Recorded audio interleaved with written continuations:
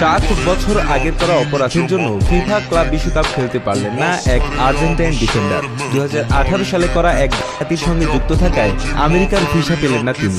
বলছি Argentine defender আয়রটন Enrique কস্তার কথা। বলা হয়ে থাকে পাপ বাপকেও ছাড়ে না।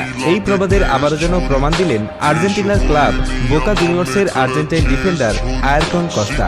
আর্জেন্টাইন জার্নাল মুন্দো দেপোর্তিভোর দেওয়া তথ্য অনুযায়ী বোকা জুনিয়র্সের পুরো দল ফিফা ক্লাব বিশ্বকাপের জন্য আমেরিকা গেলেও বাদ পড়ে গেছেন আয়রটন। কারণ হিসেবে সামনে আসে আমেরিকার ভিসা পাননি এই আর্জেন্টাইন ডিফেন্ডার। কেননা আজ থেকে 7 বছর আগে 2018 সালে আর্জেন্টিনায় ঘটা এক কাণ্ডের সাথে অভিযুক্ত ছিলেন তিনি। সেই ঘটনার জের ধরে পরপর 2 বার আপিল করার পরেও ক্লাব বিশ্বকাপ খেলার জন্য ভিসা পাননি এই কস্তা। 25 বছর বয়সী আয়রটন কস্তা পজিশন হিসেবে খেলেন সেন্টার ডিফেন্ডার হিসেবে। ইতিমধ্যে বোকা জুনিয়র্সের হয়ে খেলেছেন কয়েক ম্যাচ। তার সামনে সুযোগ ছিল ক্লাব বিশ্বকাপ